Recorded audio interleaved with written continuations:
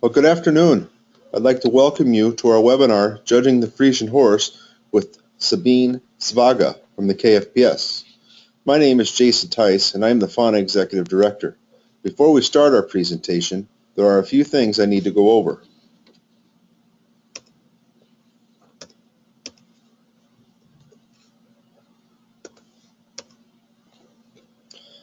On the right-hand side of your screen, there is a pesky toolbar. You can minimize the toolbar simply by clicking the orange arrow. This will allow you the opportunity to view the entire presentation. Everyone needs to be aware that you will be in listen-only mode throughout the presentation. To ask a question, simply type your question in the question box of the toolbar, raise your hand, and click Submit for the staff. This will alert the staff you have a question. We will stop periodically throughout the presentation and answer questions.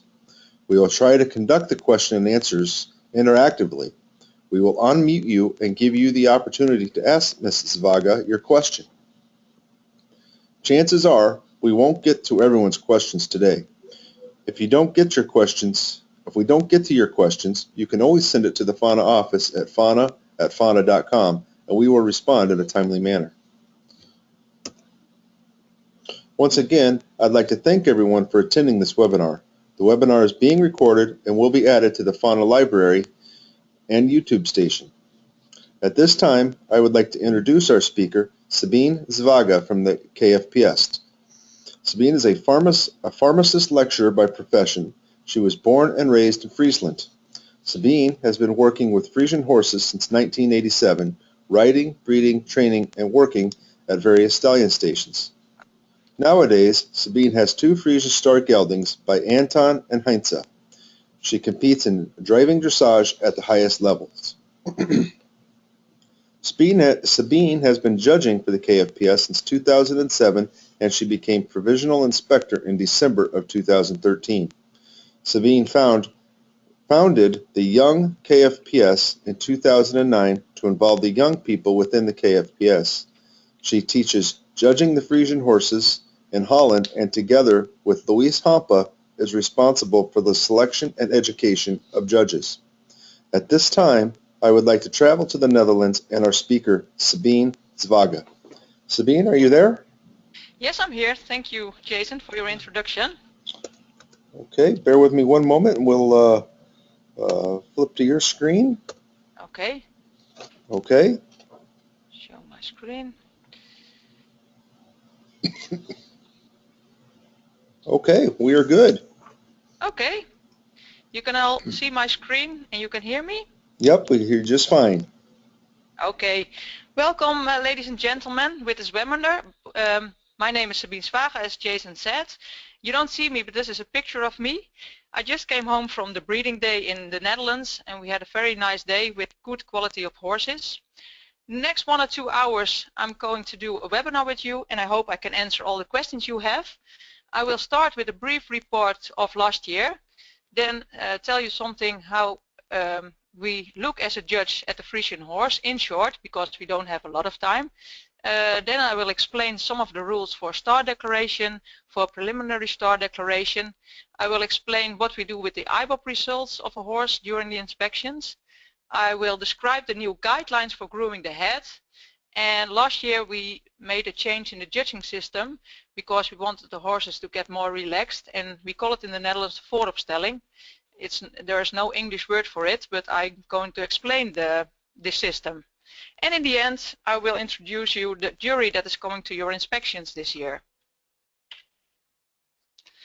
So the annual report of 2014, just some general information. We have about 10,000 members of the KFPS all over the world, about 6,000 in the Netherlands and about 1,500 in the United States of America and Canada.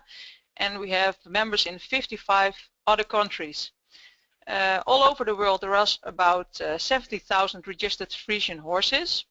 Last year during the inspections we judged about 4,000 horses, and it's 10% less than the year before, but I hope it will stabilize now. Last year was very important because we introduced some tests for disorders like dwarfism and the waterhead, and now it's possible to test your mare before breeding. We already test the young stallions that get approved, and the results are published in their reports. But if you test your mare, there's no reason anymore to get a malformed foal because of DNA problems. So we're very happy with this. Last year, no, actually this year in March, we had the first inspection in Guatemala, and our director, Itz Hellinga, went to China, and he talked to the government, and he talked to a lot of people there, and they are very interested, and maybe next year we have an inspection in China too. Then something about the stallions. The stallions that got approved last year were in the Netherlands, were Tjada. He was approved on high sports results, and we got Johannes and Jouwe, and of course of the United States, Julius. There were also some young stallions that got approved on offspring. As you can see here, Standard, Pier, Anders, Reinder, Sjauke, Tjalle, Jensen, Tjalf and Sipke. And we had 4 stallions that were declared preferent. Brandus, he just passed away a month ago. Heinze, Fabe and Beard. Then the number of inseminations, just to get an overview of the last 20 years. In 1996, as you can see, there were about 5,000 inseminations, and then the golden years came in the beginning of 2000 with more than 8,000 inseminations. Then the crisis in the United States came, and after that the crisis in Europe came, in the Netherlands.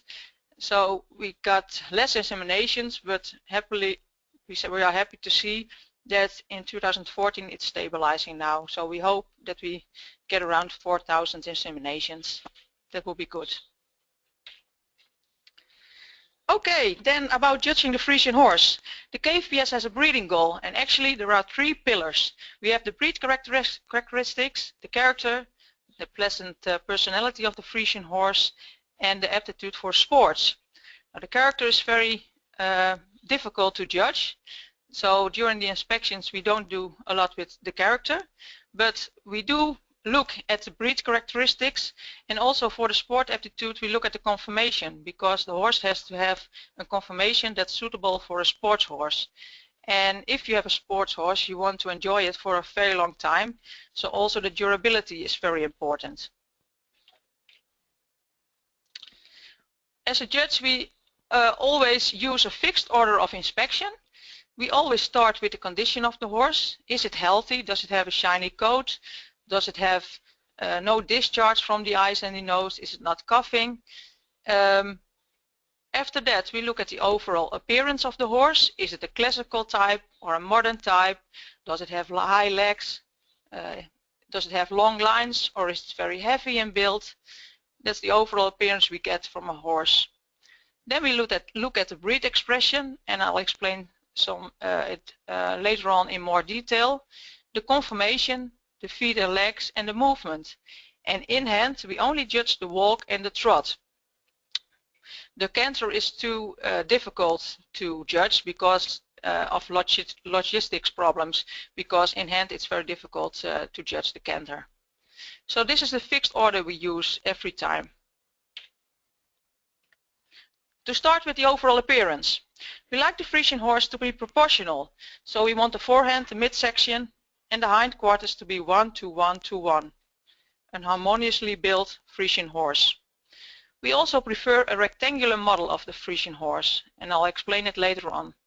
We prefer long lines, high legs, a modern build, and an upward build. What we rather not see is a horse that's out of proportion. It could be that the back is too long. We don't prefer a square model, short lines, short legs, a heavy build, and a horse that's built on the forehand. I'll explain it now.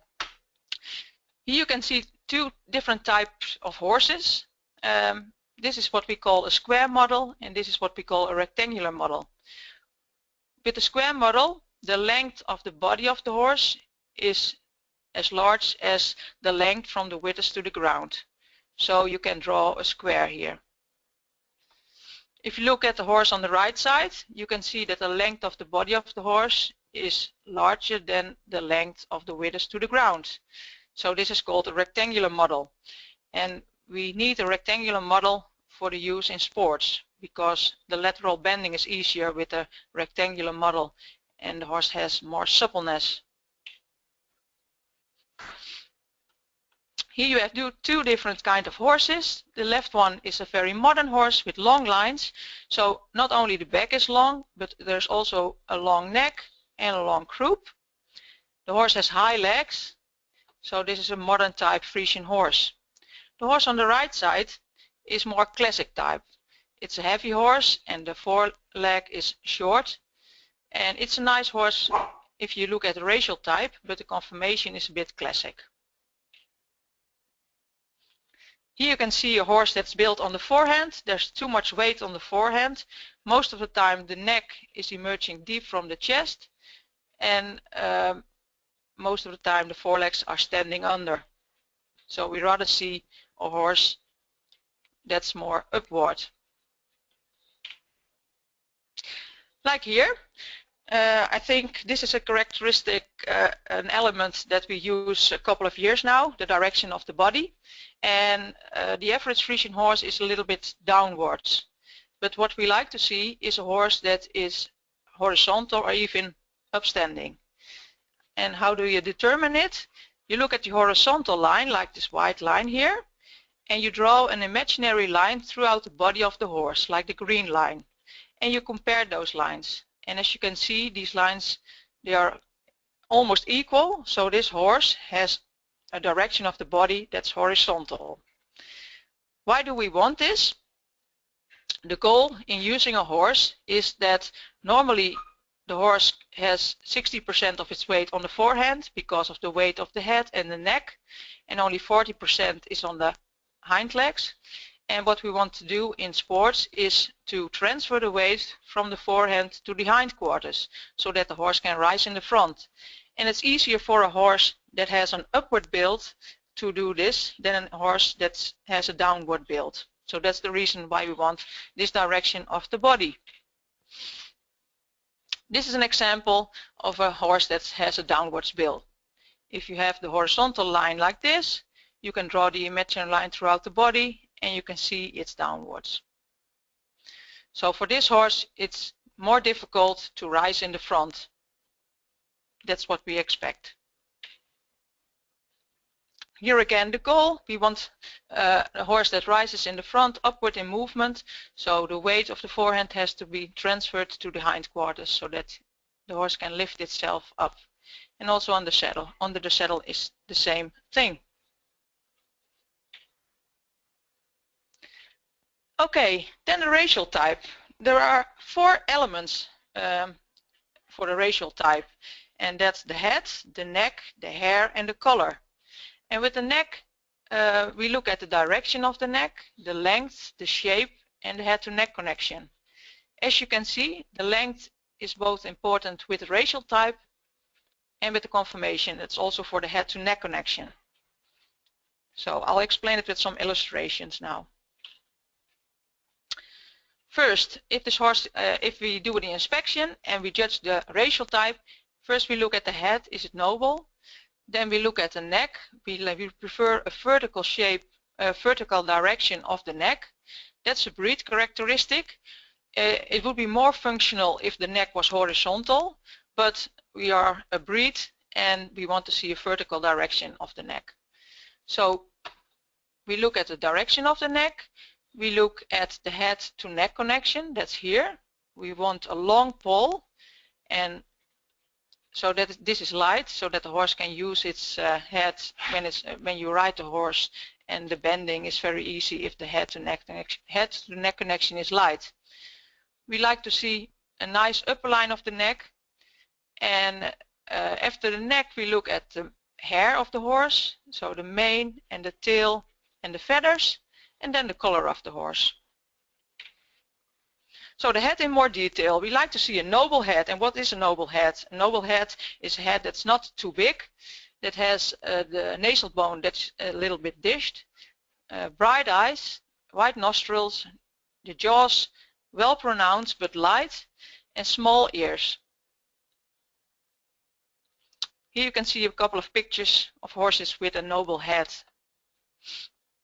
As you can see here, a bright eye, the nasal bone a little bit dished, the ears not too big, a large mouth opening and large nostrils.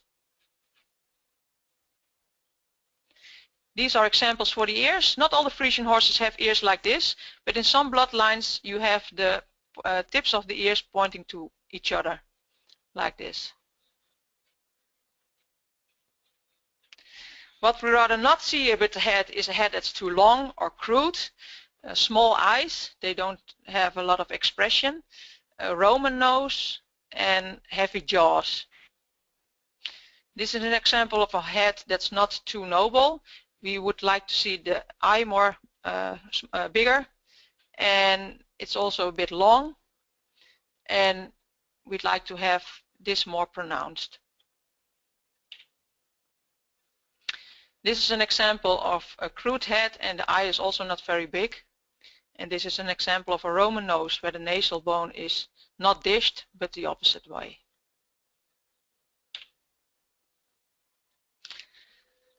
Okay, we had the head. Now the head to neck connection.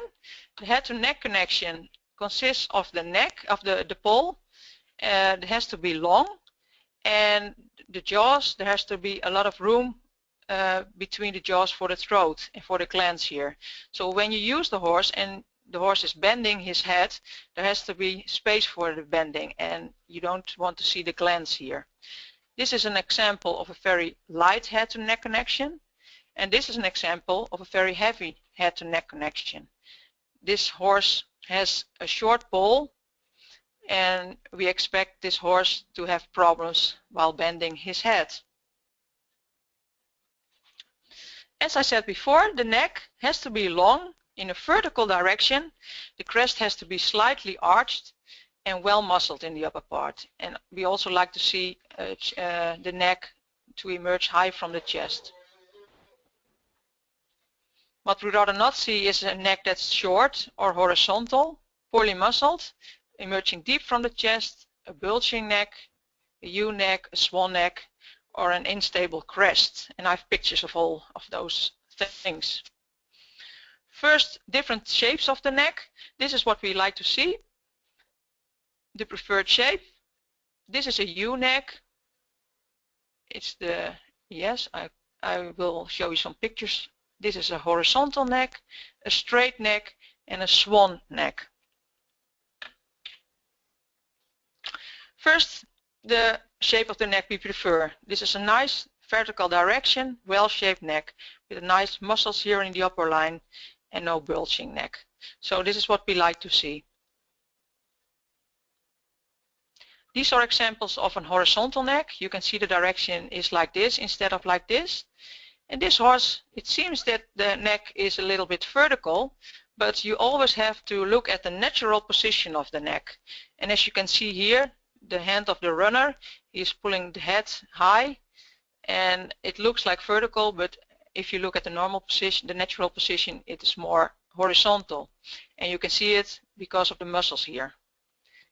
They disappear if the neck is in the natural position.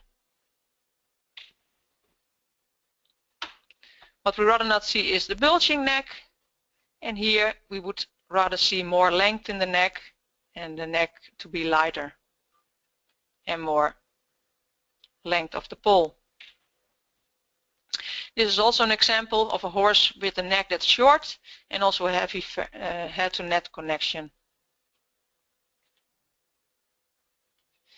This is what we call a U-neck. In Holland we call it a deer head neck because the shape of the neck is like a deer, and this is not the way we like to see it, and we expect it not to be functional when you use the horse. This used to be very popular, the swan neck, and with the swan neck normally the highest point is the poll, but now here's the highest point.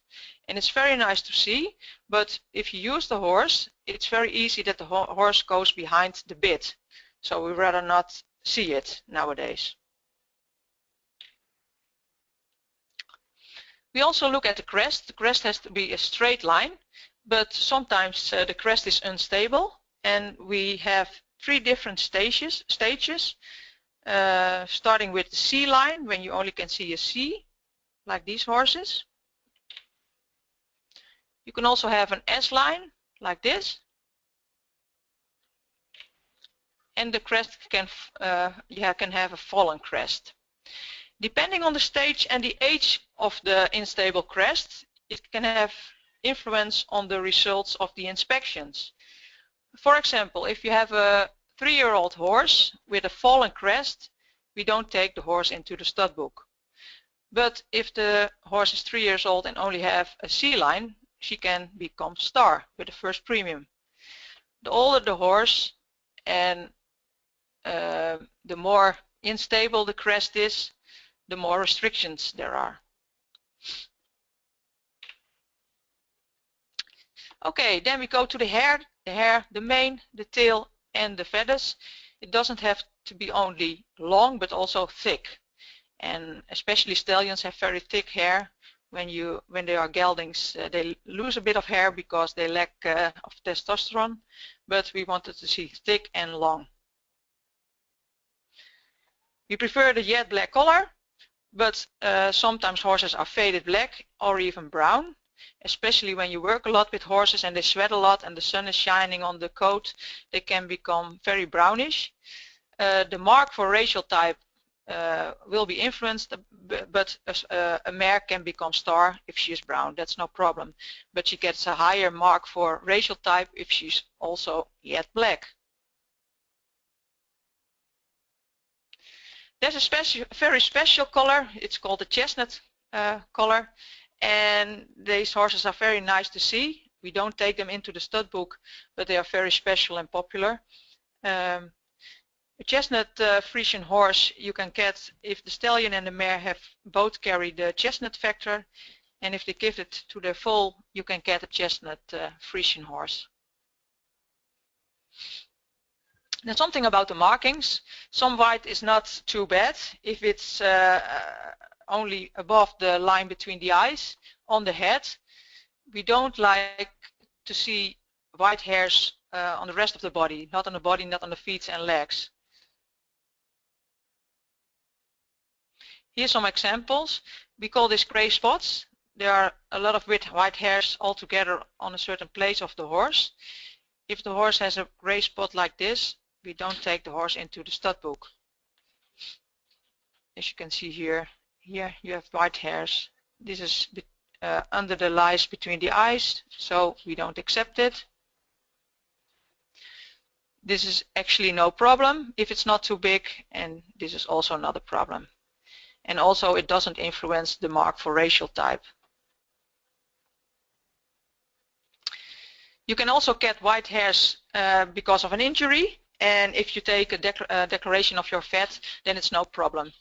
You can see white hairs because of the saddle, and this is because of an injury. It's not official, but a proud look, as Beard here, my colleague Hallie Dreyer, he called him the majesty of the stud book at the stallion inspection.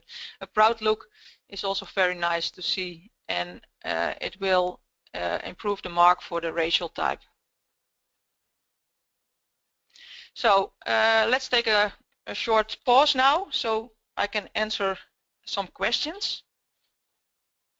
Jason? Yes, give me just 1 second here. Let's see what we've got for questions at this point. I haven't seen anybody's hand raised up yet. Okay. And there's nothing in the box yet. So if once again, if people just want to type their question in the question box, raise your hand, and then we can certainly get to your questions. Take just one more quick look here, Sabine, and okay. I don't see any questions at this time. Okay. Shall I go further with the confirmation then? Absolutely. Okay. The second mark when we judge the Friesian horses is the confirmation. I already discussed the poll and the neck with the racial type. We always judge in the order of the forehand, the midsection and the hindquarters. This is the poll, the very short length behind the ears. Then we have the neck, the withers, then the shoulder, the back, the loins, the croup, and the gluteals, the muscles here.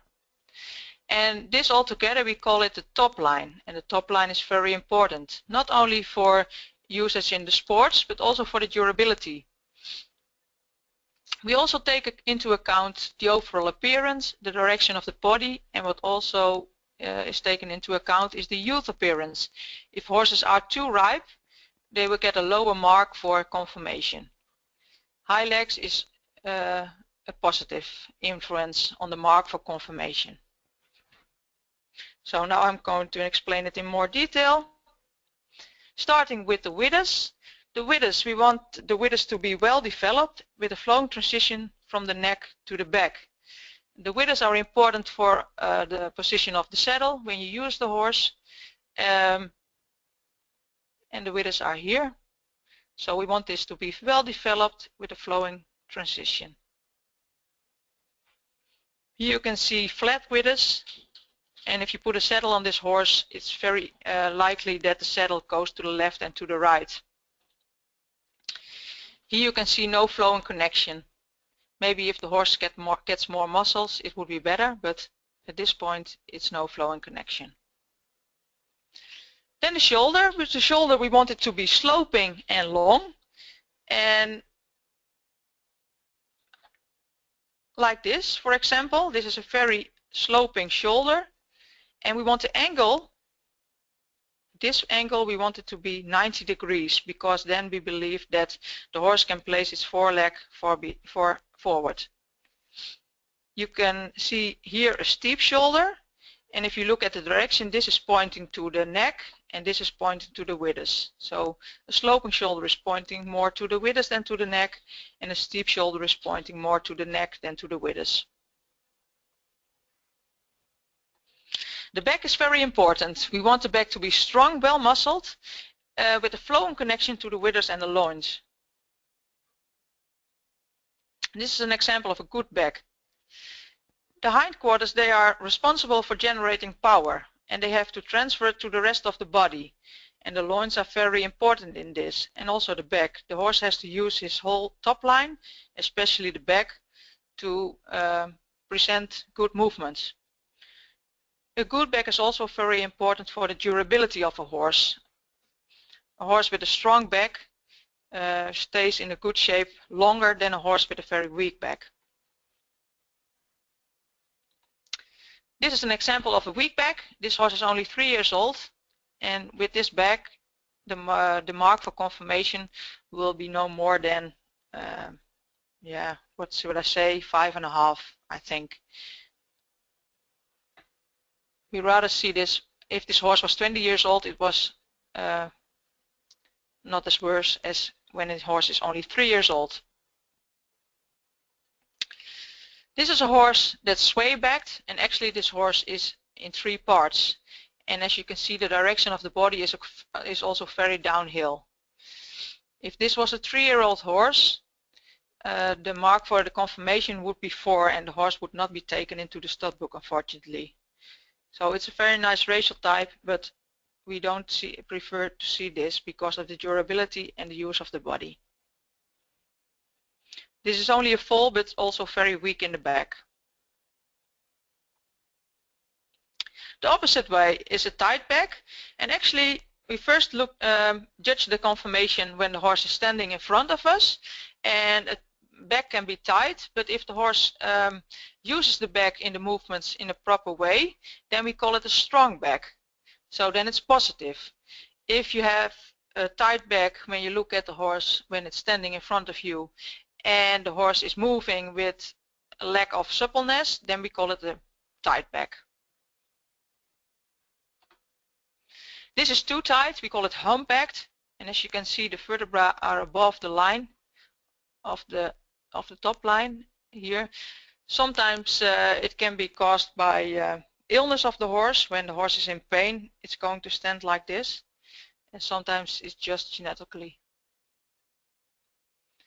Our goal is that the horse uses his back properly, and we believe that the horse the back has to be strong and well muscled. The loins. I think the most important part of the horse, as I said before. We want them to be strong, wide, and the most important is that there is a flowing connection to the croup.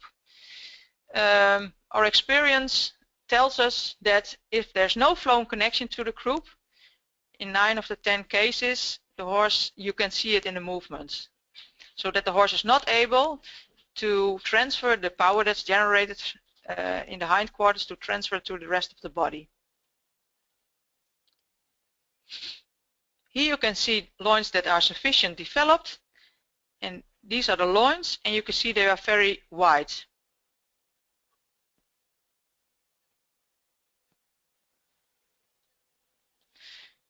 Similar to the back, you can also have raised loins.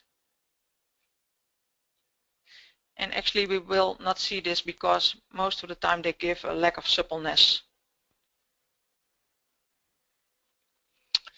This is what I explained before. Weak loins, no strong connection. If we see this, most of the time we see it also in the movement of the horse. So it's very important that this is a flowing connection, and you can actually train the horses a bit by getting more muscles here, but if it's too weak, then it's difficult to get as much muscles as you need to have a flowing connection. The croup has to be long, and I'll explain later in the next slide how we measure the length of the croup. We want it to be slightly sloping and well muscled. The average Friesian horse has a sloping croup, and so we prefer a more straight croup. Normally you would expect the length of the croup to be this length, but we are Friesian people and we are a bit, how do you call it, eigenwijs, big-headed, and we do it in a different way. We look at the anatomical length of the croup, and it's from the hip bone to the seat bone. So this is what we call the length of the croup. And the reason why we do it is that you have two different things about the croup. You have the direction of the croup, so sloping or straight, and you have the length of the croup. And if you have a very sloping croup, it's always short. So we wanted to make it we wanted to get two different things. So we look at the direction of the croup and the length in this way. So you can have a sloping croup that's long, and you can have a sloping croup that's short. And you can also have a right croup that's short and long. This is what we like to see, a straight croup. Slightly sloping is also very good. And this is what we rather not see, a too sloping croup. And why we don't want to see this is because most of the times it's more difficult for the horse to generate power, because the horse is already sitting, like we say it. As I said, the top line is very important. This is an example of a horse with a very nice top line with all flowing connections. This is a horse, as you look at the top line, the loins could be more strong and the connection is insufficient. You can also see a high hip bone, so this could be a little bit better. At last, the gluteals, they are muscles, and the muscle is from here to there. We prefer a length of the muscles that this length, the white line, is larger than the green line, the line on the gaskin. And this muscle is important because it can limit the hind leg if it's placed underneath the body. If it's too short, like with this foal, it's short and round. If the horse of this foal wants to put his hind leg underneath the body, he has some problems here because this is too short to get the hind leg far under the body. Any questions up till now? Yes. Else I go further with the feet and legs. We do have a question here. I've got Megan Markey who has a question. Megan, I'm going to unmute you, and you can go ahead and ask your question. Okay. Can you hear us, Megan? Hi. I'm wondering about the illegal length of a star. Because some are long and narrow, so how do you measure that? I mean, what if one side is within the limits, but the other side is longer? Kind of like that picture. So I didn't understand you quite well. You talked about the mane or the hairs? The white marking a Oh, star. the white marking. Yes, the star. Yes.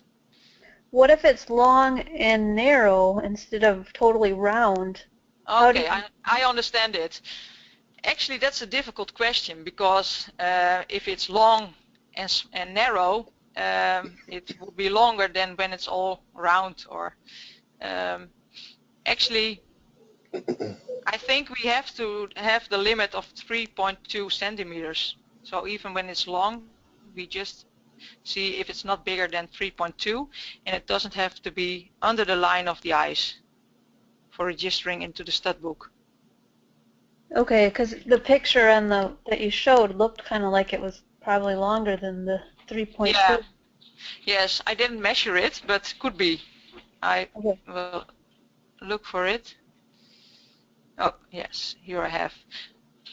This one, you mean? Yeah. Yeah. Yeah, that's the question, too big. I should measure it. Normally we had a coin in Holland and it was 3.2 centimeters, but now we have the euro, so it doesn't fit anymore. But yes, could be. We should measure it. Oh, we have been in North America, been guided that about the size of a quarter is about Yeah. the amount of Yeah. allowable white. Okay. Yes. But this is a picture, so it's very difficult to say.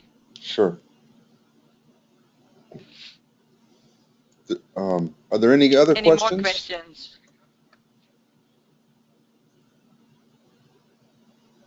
No more questions in the box at this time, so if you want to go ahead and proceed. Okay, I will.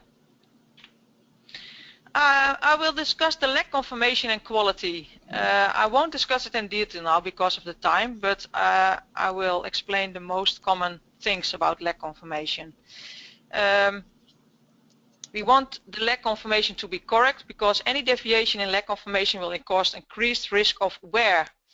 And also, no feet, no horse. The hooves are very important. We want them to be wide and big and proportionate to the horse. A lot of Friesian horses are standing under. Normally we want the front leg to be perpendicular to the ground, and some Friesian horses are standing under. And this horse is also a bit back in the knees. And what you get here is an excessive wear on the back of the knee joint. And you can see a bit of fluid here. I don't know if that's caused by the conformation of the leg, but it could be. So this is standing under. Most of the time, horses with a steep shoulder, they are also standing under. And horses that are standing under, they have shorter strides in the walk and the trot. If you look at the horse in front, we want the front legs to be correct. We want them to be straight to the ground in a straight line.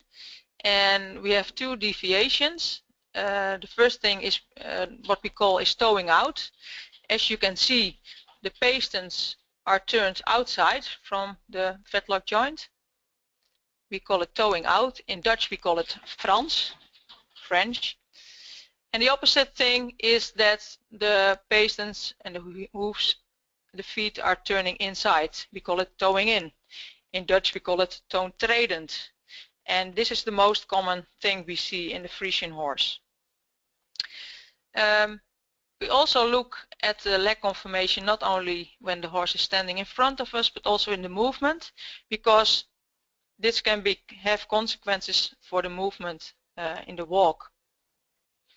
This is a normal pattern. If you look at the walk of a horse, two straight lines parallel to each other. If a horse is towing out, the horse moves its feet inwards and then outwards, and he will be prone to brushing, and that means that the foot touches the inside of the cannon bone of the other leg. With towing in, the horse moves its legs with an outward swing followed by an inward arch. Normally I'll explain it with my arms, but that won't work here when you only hear my voice. The pasterns, they can be steep or weak. Normally we prefer an angle of about 50 degrees at the front leg of the front legs and 55 with the hind legs. If they are very steep, they are not as elastic as we want them to be. If they are too weak, it's not good for the durability of the horse. Then the hind leg. The hind leg is very important, and actually because it generates the power, as I said before. There are actually three important joints: the hip joint, the knee joint, and the hock joint.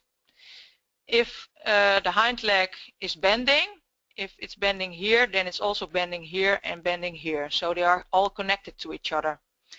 We prefer an angle in the hock joint of about 145 degrees. That's the correct way. If the angle is bigger, then we call it a straight hind leg, and if it's smaller, we call it a sickle hocked hind leg. And a sickle hocked hind leg is kind of a problem now in the breeding.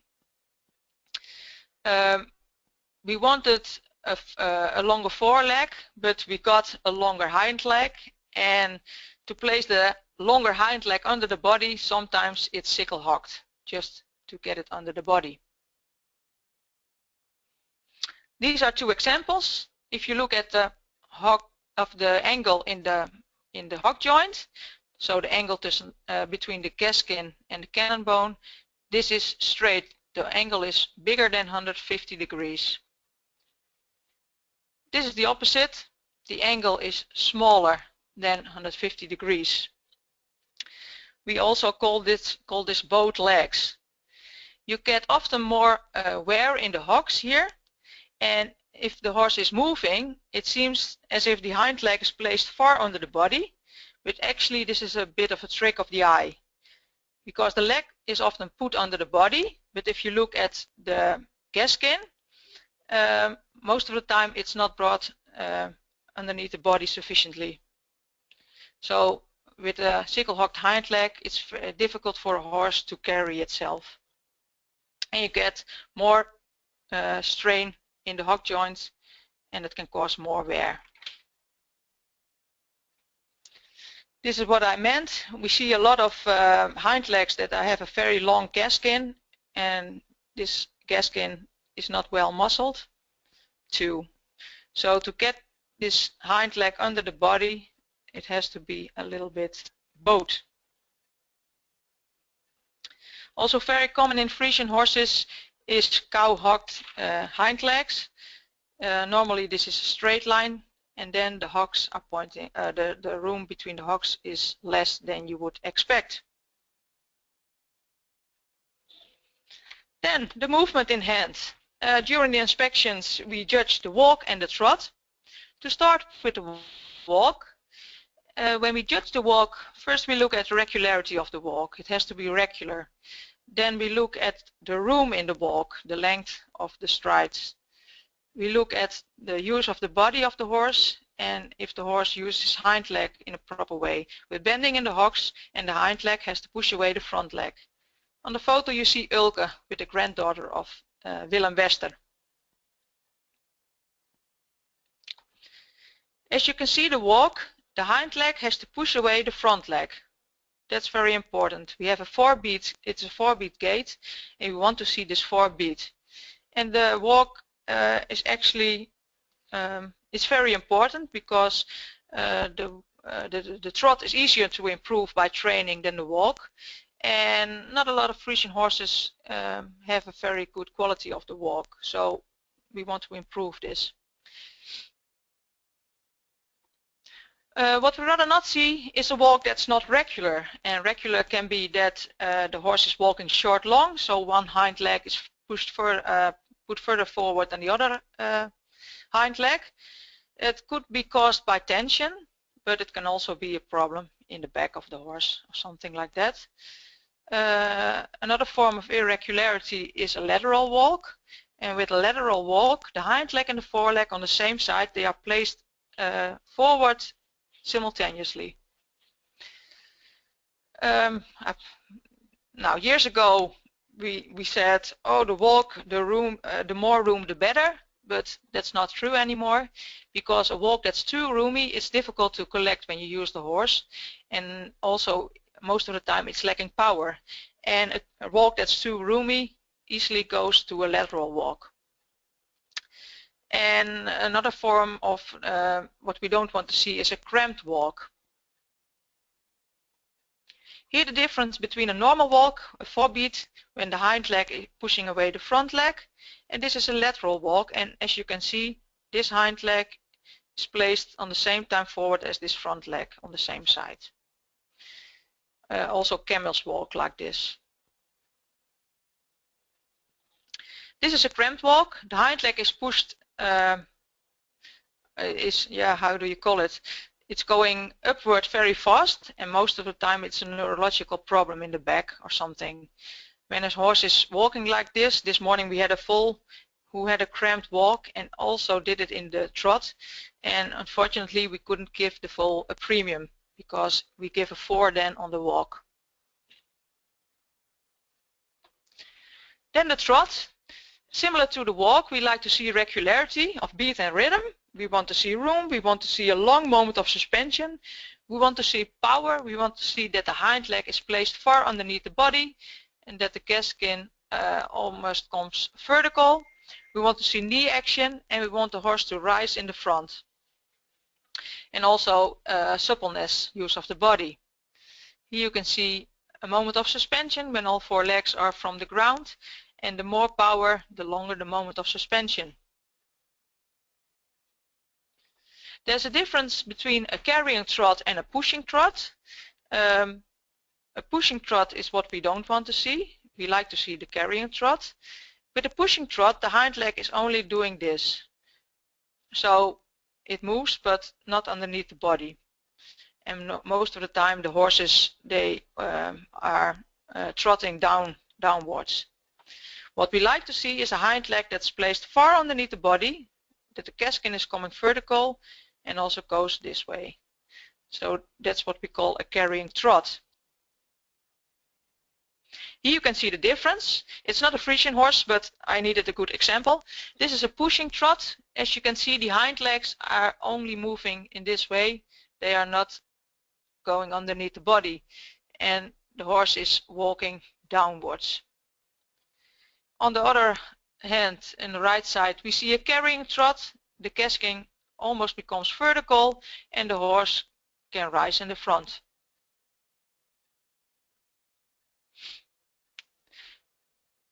If you look at the trot, we don't want to see a spectacular trot, we want to see a functional trot. So most of the time people think it has to be spectacular. It's nice if it's spectacular, but a functional trot is also sufficient. The soundness of the trot, you can see if you have a sound trot, you see at the moment of maximum stretching, you see 3 equal triangles. They have to be equal. And as you can see here, it has a lot of action in the front leg and not in the hind leg, so this triangle is bigger than this triangle. So this is no sound trot. Another thing is that the cannon of the hind leg has to be parallel with the diagonal forearm.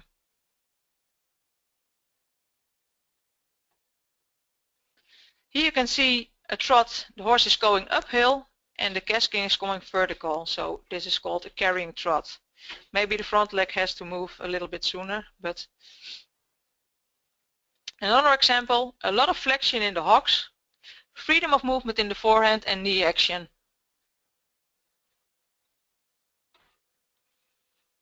And this is Maurus going upwards with a lot of bending in the hocks, a lot of knee hocking. We wanted to rise, to put the withers, to lift the withers. What we rather not see in the trot is a stringing trot. That horses, they use their foreleg and they place it forward without bending. And as you stand in front of those horses, you can see the hooves, the hooves. We don't like to see a stamping trot, a trot where the horse is falling apart. When a horse is falling apart, the horse doesn't use his hind leg in a proper way, and he's getting very long and stays tight in the back. We don't like to see a horse that's going on the forehand, then it's sinking in the front, and most of the time the foreleg is earlier down than the diagonal hind leg. We like to see an active hind leg and no slow hind leg, and we want the horse to use his back properly. This is an example of a stinging trot. And on pictures it's very difficult because actually you have to see movies of the movements to see it correctly. What we like to see is a horse that uses his back in a proper way, because if the horse is pushing down the back, the hind leg goes this way, and we want the hind leg to go this way, like in the other picture.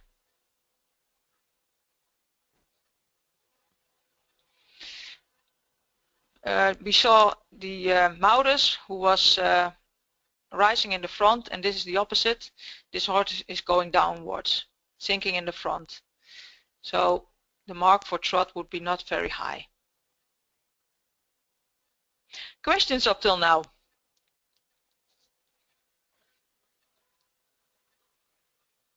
Let's take a look here. I don't see anybody's hands raised just yet. You're doing such a wonderful job explaining everything that. Oh, yeah, I hope so. Okay. Let's not forget that this. I'm assuming that everybody's going to wait for till the end to ask their questions. Yeah, I think that's where the discussion is, I think. Right. So okay. I think you can go ahead and proceed. Okay, I will. The premiums and the predicates, because I now explained how we look at the Friesian horse, and now I'm going to explain how we come to the final result. We give marks. First I start with the adult horses, 3 years and older. We give marks for the racial type, the conformation, the feet and legs, and the walk and the trot. It's very important to remember that the movement is counting twice. So actually we give 5 marks, but actually 7 marks if you count as double. 1, 2, 3, 4, 5, 6, 7. And every horse that has to be registered into the stud book, we fill in a linear scoring form. I won't go into detail with the linear scoring form, but this is an example, and you have seen it all before, I think. Here you can see the marks, and I will discuss the marks later on. And here you can see the upper bars, we call it. The gray blocks, they are the desired scores. 25 is the average score, and if you look at the head, it can be plain or noble. If it's average, the cross comes here. If it's very noble, it gets 45. It's very crude, then it's getting a 5. We give marks from 4 to 9, and 4 is bad and 9 is excellent. And it's good to remember that a mark of 6.5 is average, the average Friesian horse.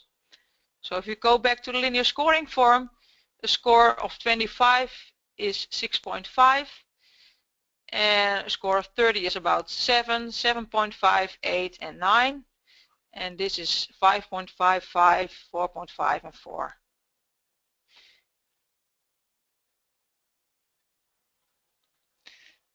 Then the difficult part of it.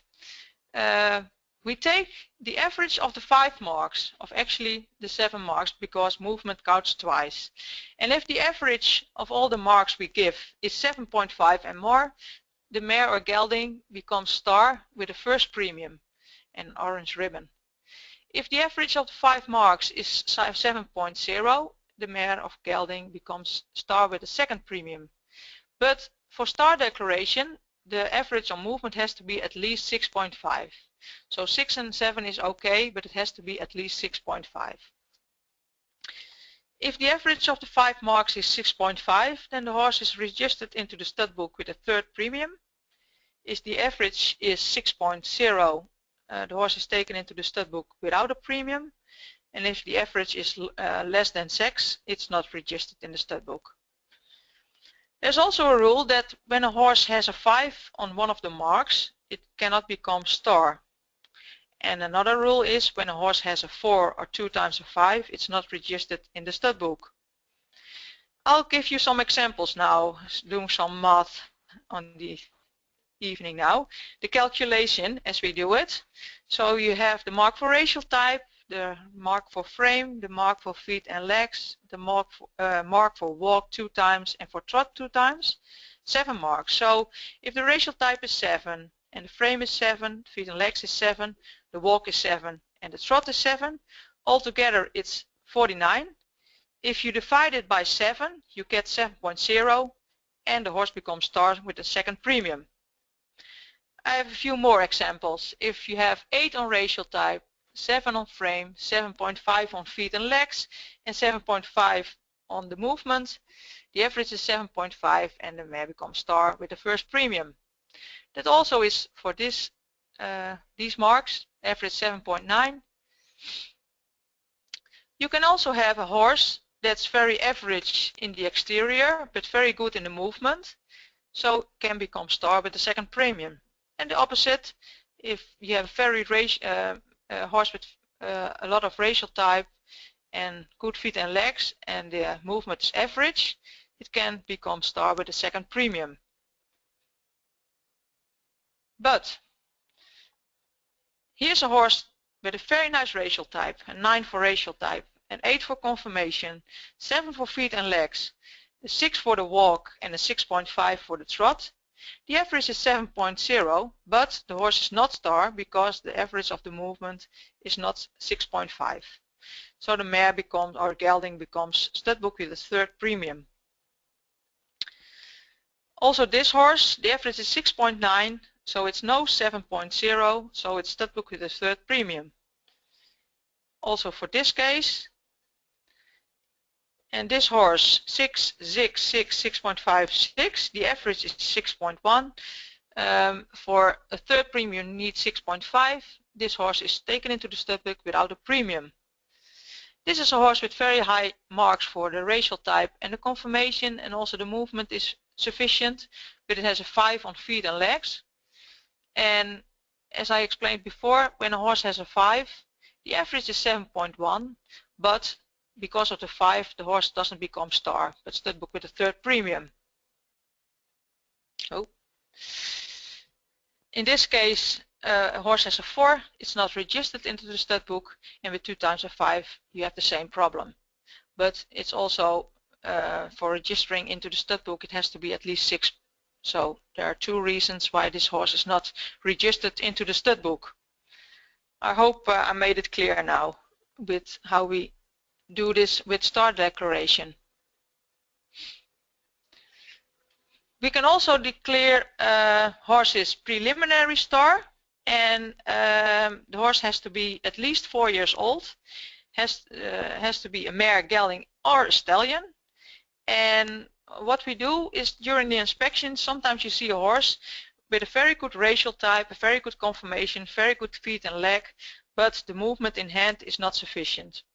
And you have some doubts about the movement. Maybe the horse shows better movements when it's used under the saddle or with driving. What we do then is that we declare the horse, we take it into the stud book with the third premium, and we can say that the horse is preliminary star.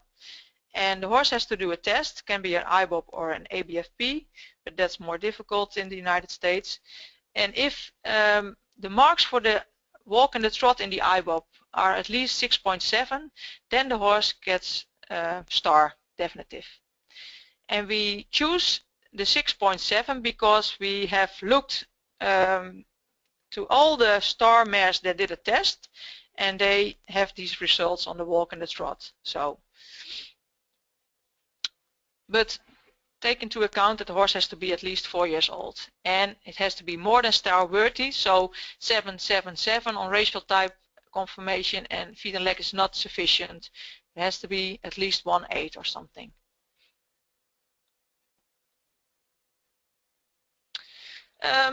If the horse has already done an IBOP or an ABFP, it can have a positive influence on the results of the inspection. only a positive influence. For example, if you have a 4-year-old studbook mare and she did a test, an IBOP, and she had a 7 on walk and a 7 on trot, and we as judges do an inspection in hand.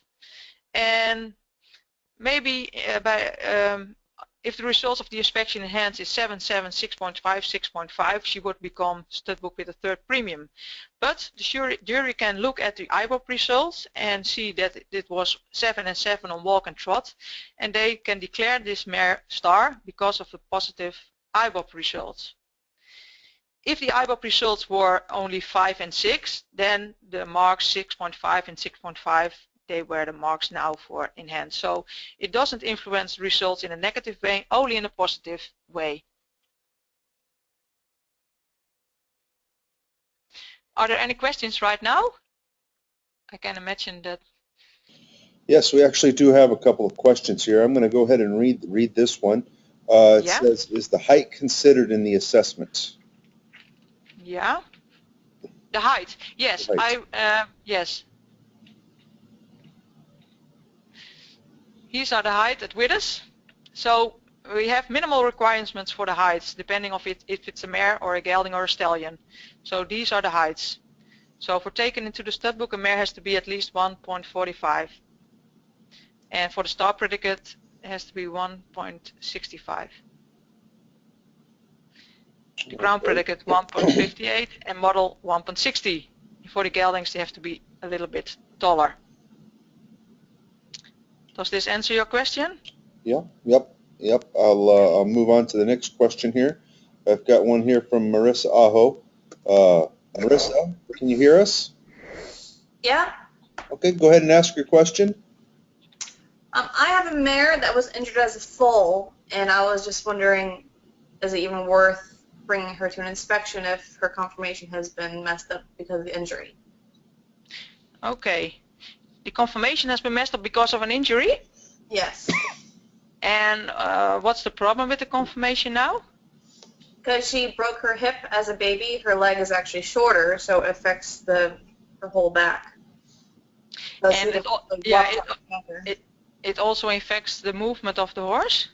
To an extent, yes. Yes. Yeah. Unfortunately, I think that's a problem. Yeah. Because we don't know how she would move if she was not wounded. Mm-hmm. So we have to judge what we see. And if she's not moving in the right way, we cannot do some imagination about it. Yeah. So unfortunately, I think it's not worthwhile to go to the inspection then. Okay. Would she still be able to get a preference status if she had 4 foals though? Yes, she can be full book with preference status. Yes. Okay, because it's not genetic, so. Yeah. In Holland we have those mares that are full book and they are breeding very well and they come preferent, so they are full book preferent, and it's also important to know that.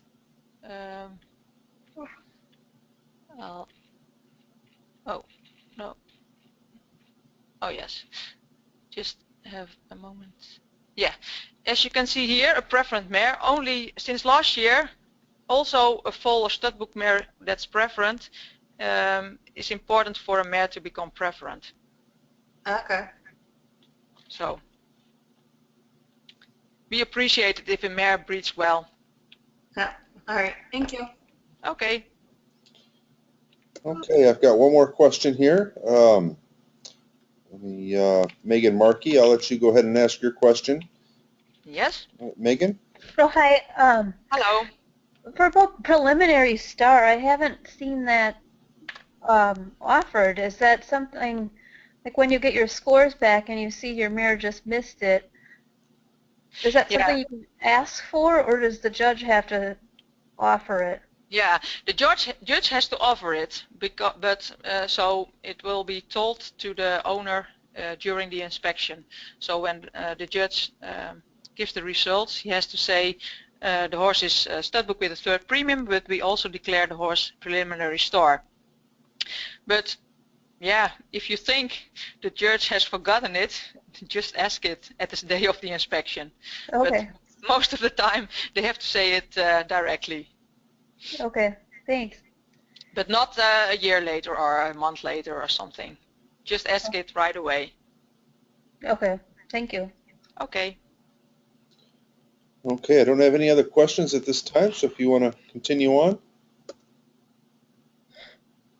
No questions? Okay. Yes. The special predicates. We have the crown predicate. The crown predicate is for the better first oh, is there not another question?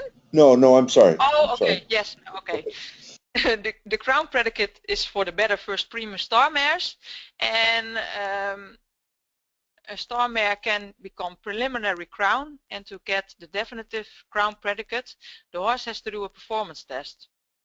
And that can be an IBOP or an ABFP. And the performance test has to be at least 77 points. And the average of the movement, walk, trot, and canter, that's new, has to be at least 7 on average, with a minimum of 6. If the horse doesn't do a performance test, the horse can also have the sport predicate and then also become crown. And the highest predicate of the studbook is the model mare, the top of the mares. The model mare has to be 7 years or older, and with the model mares they don't only need a good racial type, a good conformation, good feet and legs and good movements, but they also have to show a good durability. They have to have at least one foal, not by ET, but just one foal suckled, and they have to have the same result as the crown mare with the performance test or the sport predicate. We also have the sport predicate, and then the horse has had some good achievements in the competitive sports, and for every country you have different requirements. I don't know exactly what the requirements are in the United States of America, but they have to have good achievements. And if a mare has offspring and they have the sports predicate, if they have at least 3 foals or 3 horses with a sport predicate, they get prestation. And preference is a mare that has in the offspring 4 times star or 4 times foal or studbook preferent. So or star or foal or studbook preferent. Then the mare becomes preferent. Also, since last year, the member council decided that star and crown mares don't longer receive a second premium. So if you go to the inspection with your star or crown mare, they are being judged, and the result is they get a first premium or they get no first premium. So also on the studbook paper you don't see a second premium anymore. If they have a first premium, they hold the first premium. And in the foreign countries, if they receive a first premium during the inspection, they can be judged again later on the day, and they can they can declare preliminary crown or model. With the Vooropstelling stallions, if you judge them, they can only get star or not star. We don't give any premiums, so they stay Vooropstelling or they become a Vooropstelling star stallion. And actually there are the same requirements as with the mares and the geldings, so the average of the marks has to be at least 7.0. So these are the requirements for star with a second premium, and the average on the movement has to be at least 6.5. And also here the movement counts double. Of course, with the selection of studbook stallions we have another procedure, but I won't go into detail this time. This is what I discussed when you answered the question. We have some requirements for the height at widths. And then in the end the foals. We also give marks for the foals on racial type and conformation, but instead of the feet and legs we give a mark for development. And development, it says something about how tall a foal is when you compare the foal to the other foals of its age, and also how well muscled the foal is.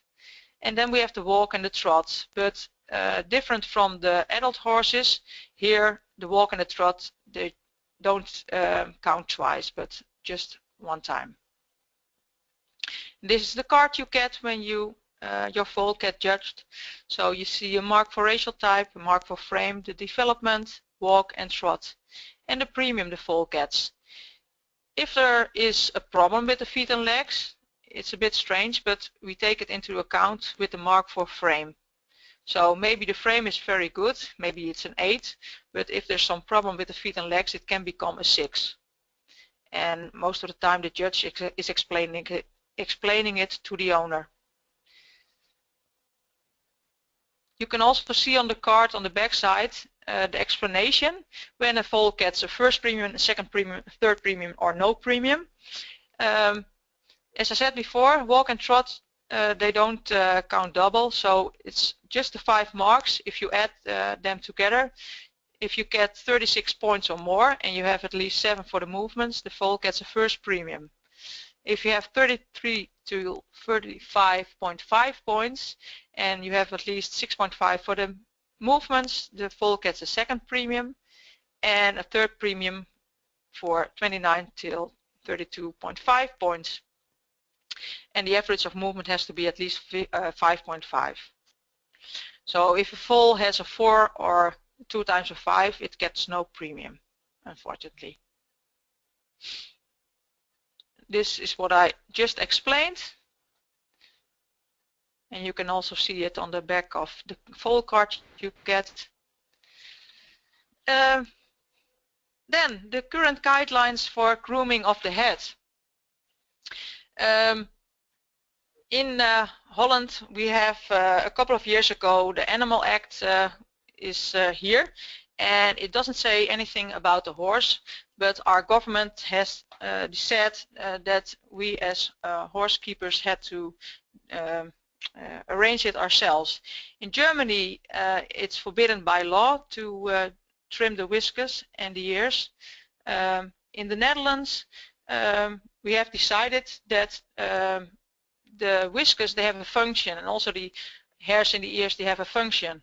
And yeah, we used to like it when the ears were fully trimmed and the whiskers were trimmed, because we thought it was nice to see. But when you think about it, the horse uses its whiskers as kind of feelers. They are connected to nerves and they give signals to the brain. So they protect the eyes from damaging. And if you think about it, then it's not logical to remove them.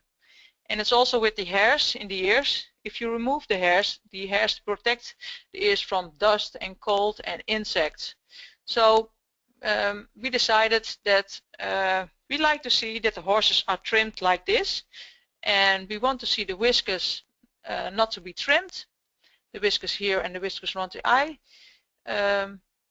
We don't want to the horses that the hair is removed in the ears. What you can do is trim the overlong hairs that stick out. What's also possible, the beard, so the hair on the jaws, it can be removed, not burnt. And this is what we like to see. And actually we did it a year now. It's not into the inspection regulations, but we tell the runners and the trainers and the owners, we explain why we rather see it in this way, and actually everybody is getting used to it now, and it's no problem anymore in Holland.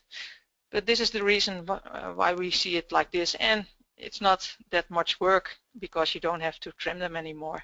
So we hope in America that you also agree with this because of welfare reasons. Sabine, if I could just mention something, that this is still relatively new here in this country, and yeah. You know, we're still following the guidelines as much as we can with the KFPS, but it is something that we've kind of gotten an agreement. Now I know the agreement's not going to be long term, but for at least the next year or two going forward, that you will still allow us to go ahead and groom like yes. you. Yes, we will.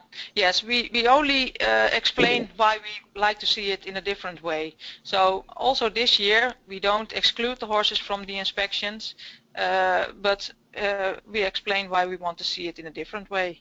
Perfect. So it's no problem. Perfect. Okay. Well, thank you very much for the explanation, okay, that's Yeah. good. Okay. Then, as I said before, we want to judge the natural movements of the horses.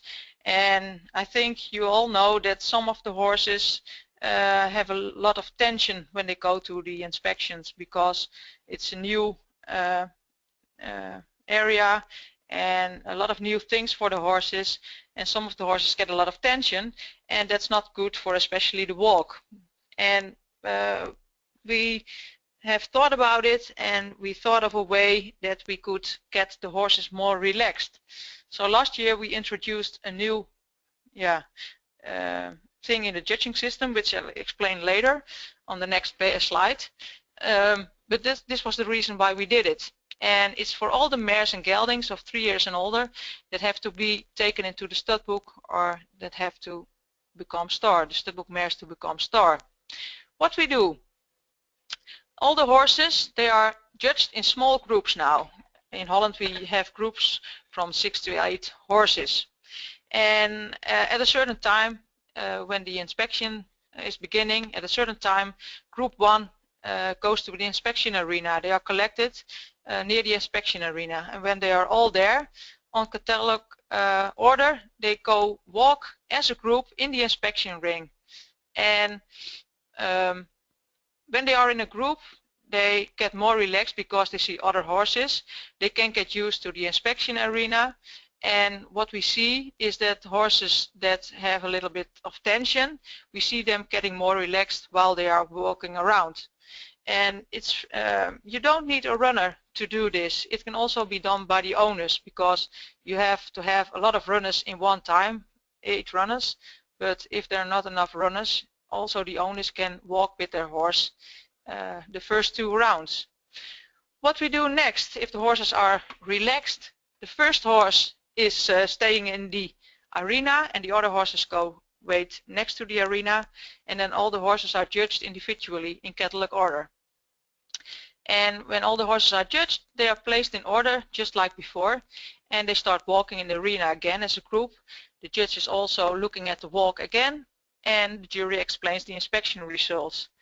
We introduced this new system in the beginning of the season last year, and we evaluated this system in October with all the runners and the judges and the people from the breeding associations, and actually everybody was very positive about it. So yeah, we would like to do this in all the countries outside the Netherlands, also in the United States, and because it's in favor of the horses. They get more relaxed, and especially the walk is better when the horses are more relaxed. Oh, any questions about this change in the judging system? No, there are no questions. This is something that we will do. Last year they only did it on the West Coast. They didn't do it on the East. But I have talked to Jan and Will, and they will be doing it simultaneously on both sides on both circuits. So we look forward to this and okay. hope for good results. Yeah. Okay. Thank you. Then at last, I want to introduce to you the jury that comes to the 2015 inspections. In the West Coast, Mr. Jan Hellings is coming. He's from Belgium. He is a judge since 2000, and he also does the linear scoring. And he is accompanied by Corrie Terpstra. She is a judge since 1969, and she's from the north of Holland. She is also a linear scorer in our studbook. In the East, I think Wil Thijssen was there last year, so he is coming there. Wil Thijssen is from the south of Holland. He's a judge since 2000, also does the linear scoring, and he gives a lot of clinics. And he just told me today that he was very happy to do some clinics again when he is doing the inspections in your country. And he is accompanied by Jolanda Slootjes. And Jolanda is a judge since 2003. She is also a dressage jury member, and she's from the south of Holland. So very nice people, very professional people, and I wish you good luck with all the inspections and have fun with the inspections. I think this is the end of my presentation. I don't know if there, oh yeah, I have still more left if I have a little time left. Absolutely. Please proceed. Yeah. I do it. We have some questions, but we can get to those when you're finished. Okay. I saved the best for last. The pleasant personality of the Friesian horse is that important. We want a sports horse, but we want to preserve the nice character of the Friesian horse. And we want the horse to be sensitive, cool, willing to work, cooperating, easy learning, friendly, and reliable. And there are a lot of more characteristics. But it's very difficult to judge the character of the Friesian horse. And we try to make breeding values for the character of the Friesian horse, so you know when you choose a stallion which character the stallion gives to his offspring. Actually, the character is influenced by a lot of things, but it's also partly genetically. Oh, I have to take some water. Genetically determined. So what we do in Holland, all the horses that go to the IBOP test, it's in Dutch, so it's not translated, but all the horses that go into the IBOP test in Holland, the riders of them, they score the horses on all these character things. So if the horse is scared or pig-headed or tensed or relaxed, and they give a score to each horse. So if you have a lot of horses, more than 1,000 or 2,000, maybe Eds Hellinga can do something with it and can predict what the character of a horse genetically would be if you choose a certain stallion. Yeah. We also do it with the stallions that are getting approved for the studbook, and you can see it in their reports now. So what kind of behavior the horse has during the central inspection of the studbook stallions. And in the end, I have some pictures from the internet showing the very nice character of the Friesian horse to end with, and then we can start with the questions that you still have. So just a couple of pictures, enjoy them.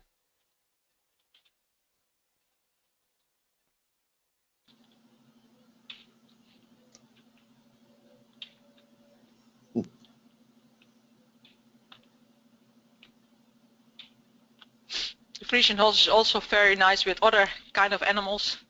As you can see, a cow here is drinking with the Friesian mare.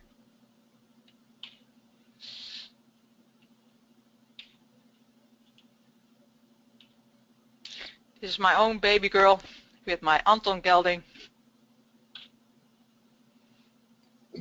And you can also use your horse to carry the trailer. I don't know how you call it in English.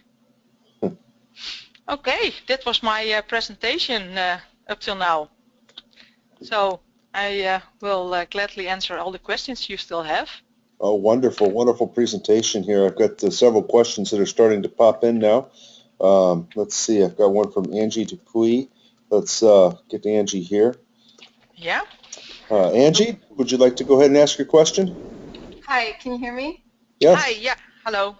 Hi, my question is, in your experience as a judge, what's the average ideal age to present a foal for inspection, just to ensure that there's sufficient development, such as, 3 months, there's a lot of different on that. Yes, so a foal has to be at least 6 weeks old, but normally the ideal age would be 10 to 12 weeks old. But today I was judging the foals, and the champion foal of the fillies was a foal. He was only 5 weeks old, so it's no problem. And we look at the development in relation to their age. So if they are only 6 weeks old, we compare them with other 6 week old foals. So for the development is not important, but the age is not important. But 6 weeks is very young. But the ideal is about 3 months. Okay, thank you, and thank you for doing this presentation. It's wonderful. Okay, thank you very much. Okay, our next question here, Tina Thompson. Give me 1 second here to get to Tina. We'll get her. Okay, Tina? Hello, Tina? Yes. Hello, can you hear me? Yes, I can hear you. Okay. Sabine, my question is in judging the foals,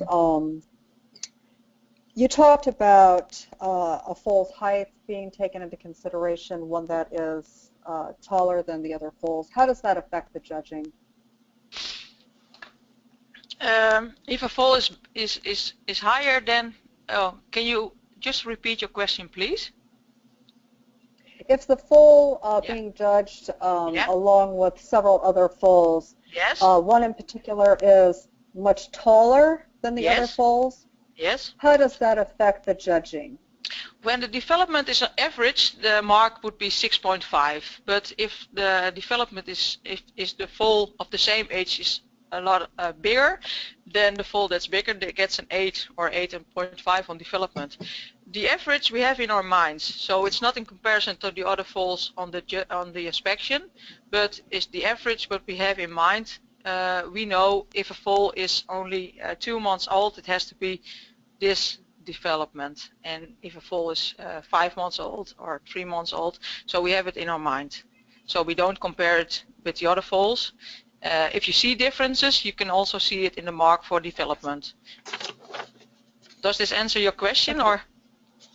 Yes, it does. Thank you very much, and I really appreciate the seminar. It's been very knowledgeable. Okay, very nice to hear.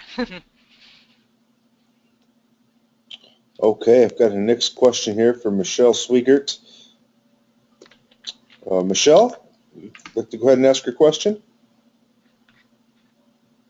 Hello, Michelle? Maybe Michelle has stepped out, but her question was, why not show all 3-year-olds at liberty for the trot? For the trot, only for the trot. That's a problem. I think, first of all, there are logistical problems, but I think the Friesian horse needs some understanding. How do you call it in English? They need someone to support them to show a good trot. And what we see with the stallions, with the free movement during the first inspection, is that it's very difficult to judge the horses then, because some of the horses they don't show the natural movements. They are too crazy, or they are too, so you get the horses a bit more in control when you have them in hand. So at this point, and it's also because of logistic reasons, we cannot build a cage on every inspection to see the free movement. Sure, okay. So up till now we do it in hand, but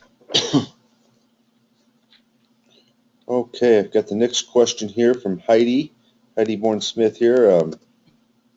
Heidi, would you like to ask a question? Nope, another one who has, it says, yeah. allowing horses into the arena prior to their category, is this only for 3-year-old mares and geldings, or is this also for stallions, foals, and... Yeah. No, we don't do it with the foals, and we also don't do it with the stallions because of safety reasons.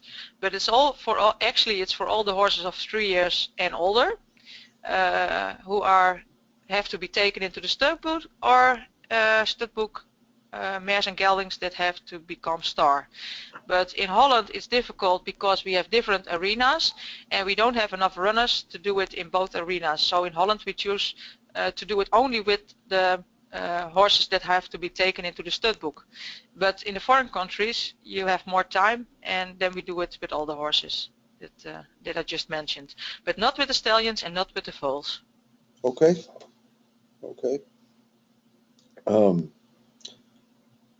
Any last comments? I've gotten through all the questions. I've got several here that are, very happy with the presentation. It looks like I just had another one just pop in here. Let's Lauren Schaus. Let's see if Lauren's here. She can ask this question here real quick. Yeah. Okay. Lauren, go ahead and ask your question. Lauren, are you there? Okay, it says here, what if your mare was provisional star, but now serving as a brood mare? Obviously, that mare is not in training to be fit for IBOP. My mare was provisional star due to lower walk. Yeah.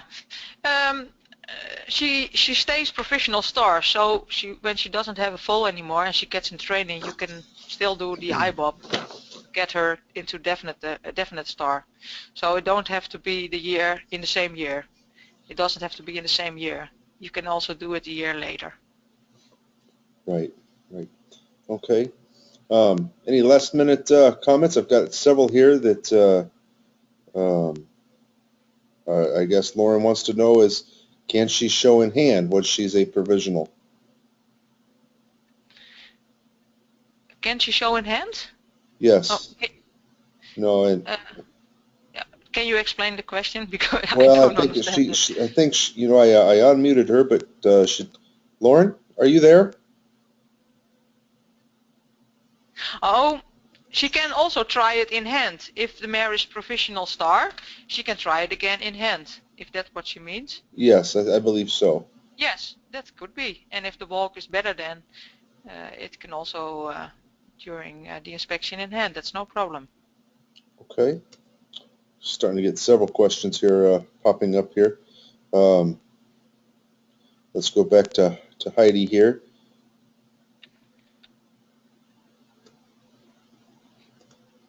Heidi, would you like to ask your question?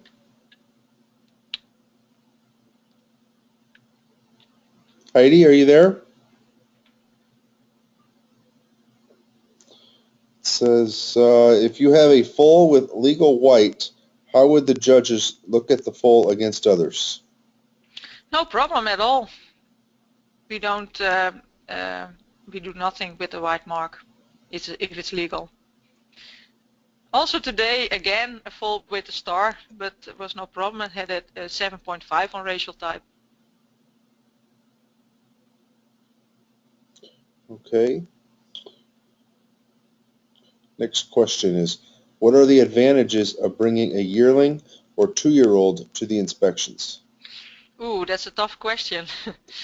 The advantages for the horse is that they learn something, but you also take a risk. So yeah, it's a difficult question to answer.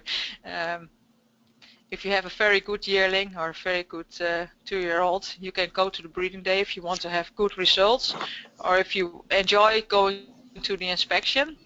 But it's not that important if you compare it to when a horse go to the inspection when it's 3 years old.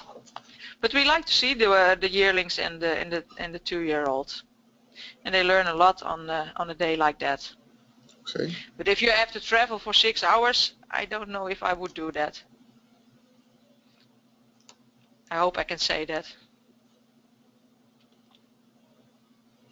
Okay, let's go to the next question. Is it possible to show a mare with illegal white as an adult just to get a linear score sheet?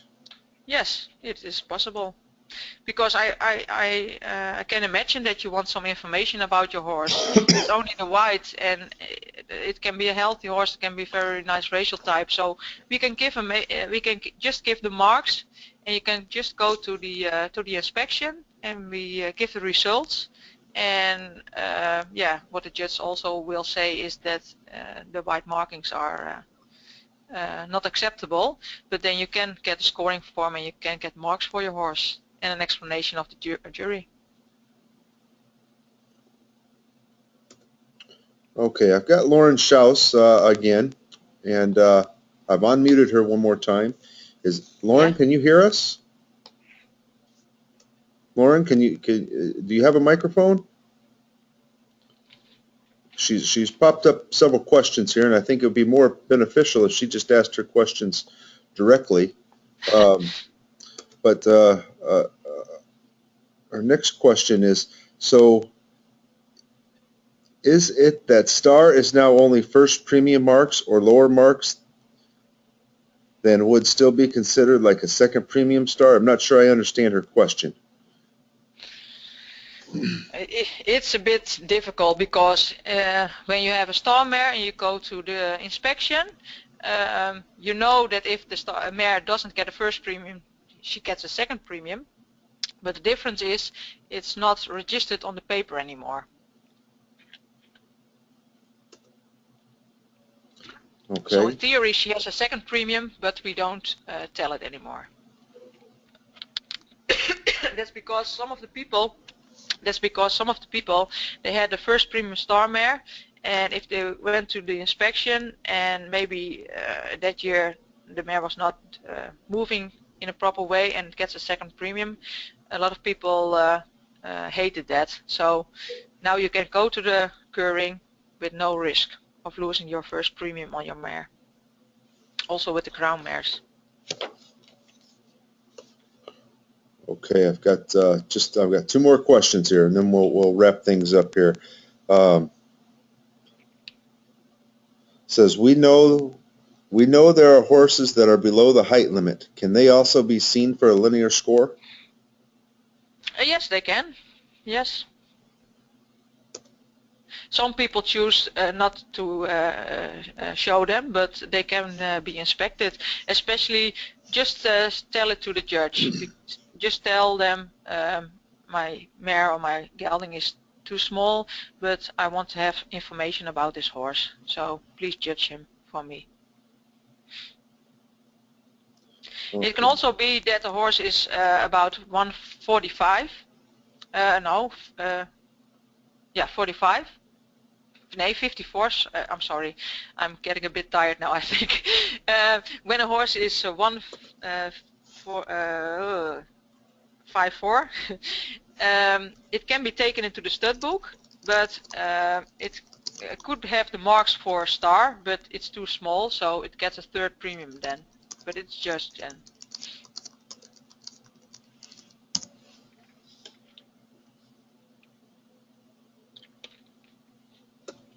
Okay, one last question here. Yeah. Can you be specific in what the judges are looking for in the IBOP for the crown title? Ooh, I think I need another 2 hours then. They are looking for the aptitude, so it's not a dressage test. They are looking for the aptitude. So they want to see regular movements, they want to see power in the movement, they want to see suppleness, they want to see balance, and a horse that's doing an easy job. So they look at the aptitude of a horse. So the horse doesn't have to be very old. But yeah, it's difficult to explain now without illustrations and without preparation.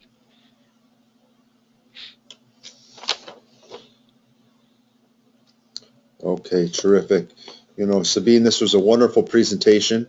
Thank you. I know the membership certainly has enjoyed this. We have recorded this session, and I will have it available on the Fauna websites, as well as our YouTube station here, probably within the next couple of days, so that we can refer back to this. Okay. Do you have any last-minute comments before we close? Thank you very much for listening to me. It's a nice thing to do. So when I'm in the Netherlands and I can explain something about the Friesian horse, and I hope to come to America soon. Well, we would certainly love to have you come and inspect the wonderful horses that we have in North America. Yes. Yes. And it's always wonderful to hear from the experts of the KFPS. And you've definitely done your research and have some great knowledge here for us. Thank you. Thank you. With that, I'd just like to close things up. I'd like to remind the members, if you do have some questions, please feel free to send them on to us at fauna.com. We'll certainly be able to get those answered for you. If we can't answer them, I know I can. I can answer them maybe, or the inspection can answer them, or it can answer them. We can certainly get them forwarded to the right people to get you the appropriate answers. So this will be, like I said, was recorded. We'll get this up on the website here shortly. And Sabine, I want to thank you very much for taking the time out of your evening. Okay, happy to do this, and I wish you a good day. Okay, well, thank you very much. Okay, bye-bye. Goodbye. Yeah, goodbye.